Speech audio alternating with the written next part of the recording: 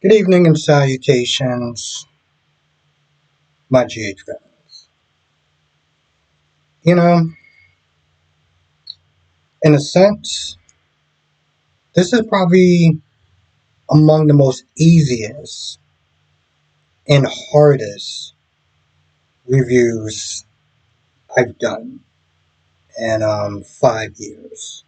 I still can't believe I've actually been doing YouTube for 5 years, but the reason why it's the easiest is because the majority of this episode is consistent of everyone finding out that Sam died. The hardest is just how sad it is. Like, it's really, really, really sad. It's so sad that I am giddy with excitement looking forward to watching The Young and the Restless. And, that's saying a lot. Not because it's terrible, but I mean, if you watch The Young and the Restless, you know exactly what I'm talking about.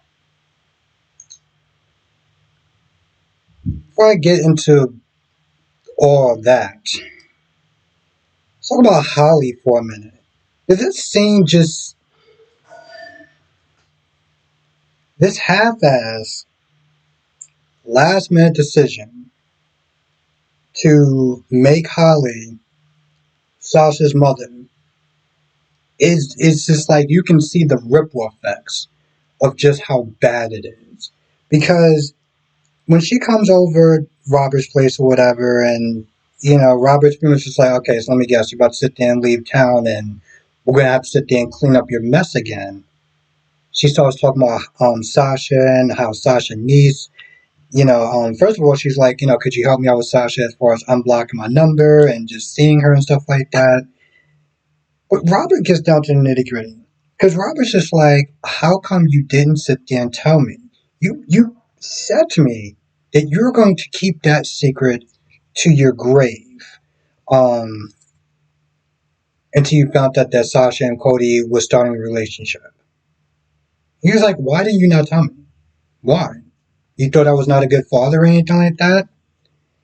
And she this is what his retcon just makes her look even worse. And just really stupid. She's like, I didn't want to ruin the magic that we had by adding in Sasha. I was completely and utterly selfish. And I'm just like, let me get this straight.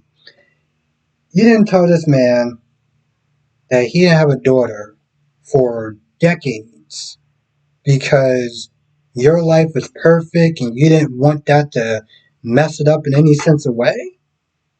What? I find it very difficult to believe that she's even that selfish. But it aligns, it makes sense.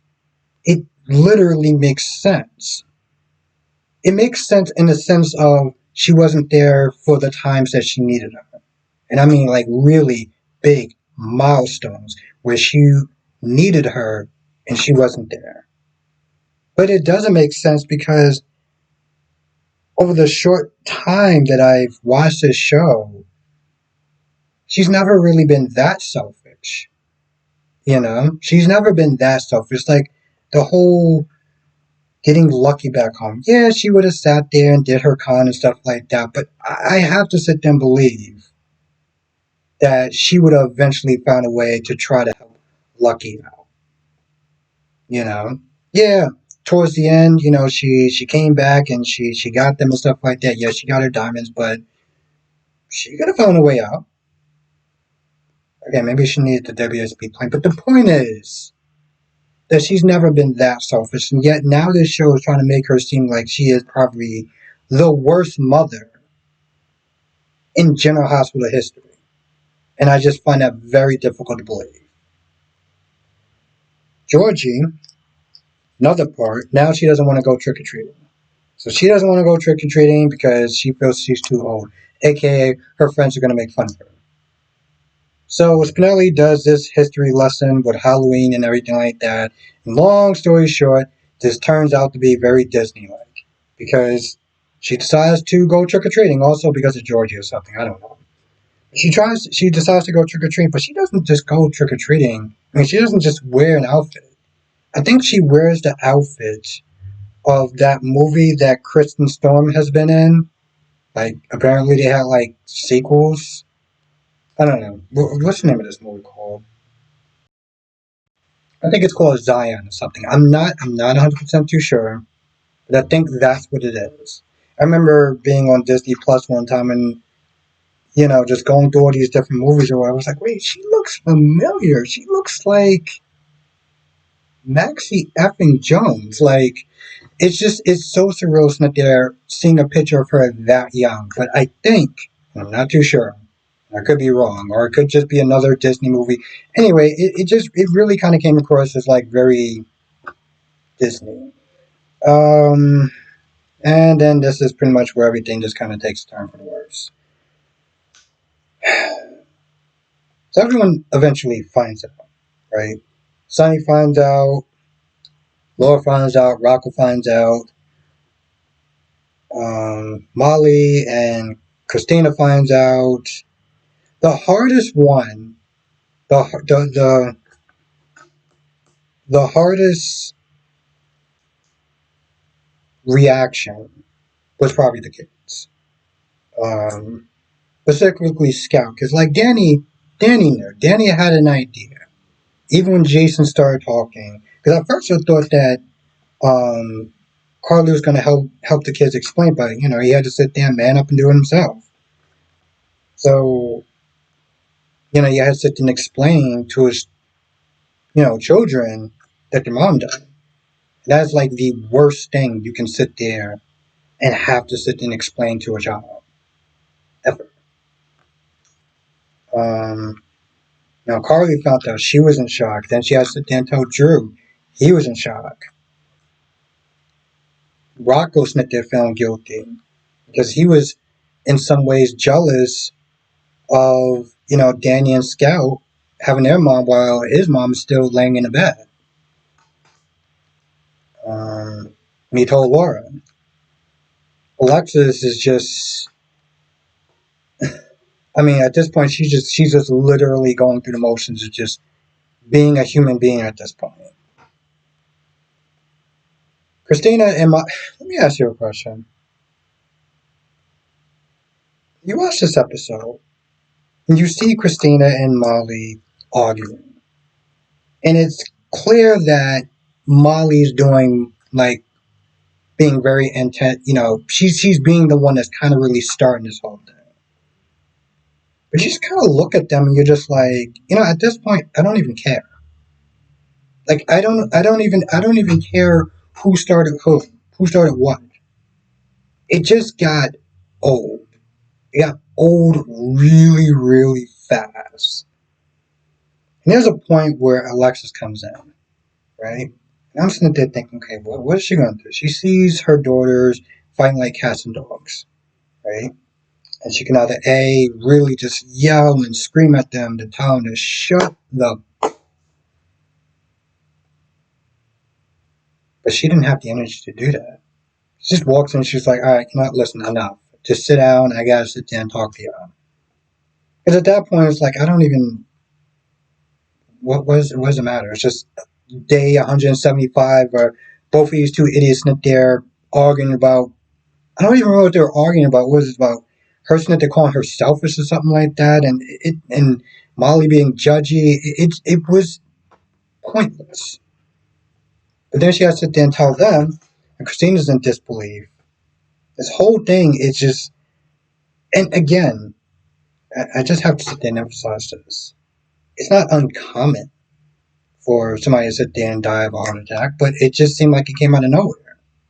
Came out of nowhere because, well, let's be honest, it just comes across as, let's say, partly lazy and, really? Sam going out about heart? I remember Carly sat there and said something. Carly was like, Sam has faced so much in her time on being on the show. You're sitting there telling me a routine procedure is what took her out? Like, her saying that just really just kind of emphasized, like, and then we have to sit there and as an audience and kind of sit and suffer through the aftermath. Like, I just saw the previews, and in previews, I'm just like, you know, because it's just more sadness, you know. And I get soap operas are sad. I get characters dying is sad because I mean, yeah, these are fictional characters, but it still in a way reflects real life, you know. Like somebody dying in the hospital is not, you know, it's something that happens to people, and you have to sit there. It's just it's a whole thing. But the point is, it's real. But it's just like yesterday was sad. Today is sad. Monday it's gonna be sad, and it's like we're going through this whole thing, and it's just like, and I know this sounds very dickish, but it's like I'm really looking forward to Young and the Restless. Like I just watched Bold and the Beautiful. I swear that was probably the most goofiest shit I think I've seen so far since the first time that they did this whole. They couldn't really be together as far as Loving in the Afternoons. They had to use like I don't know sock puppets or whatever, and that was the first time I saw the goofy Bold and the Beautiful. Today I was like, you guys are getting close there. Um, Even that was just a little more lighthearted. This just felt very heavy and surreal, and and like I said, that's the reason why I felt like it was the easiest and the hardest to do. Because everyone else, you know, Dante is feeling regret and blaming himself, and Rocco is feeling regret, and God knows whoever else is feeling regret. Who knows at this point? Yep. And we got there's so many more days of this. Awesome. Anyway, I don't really know what else to sit there and say. If I miss anything, write in the comment section below. Come to the live stream tonight, 8 p.m. Eastern, 5 p.m. Pacific. We'll talk about all the shows, General Hospital, Days of Our Lives, Bold and Beautiful.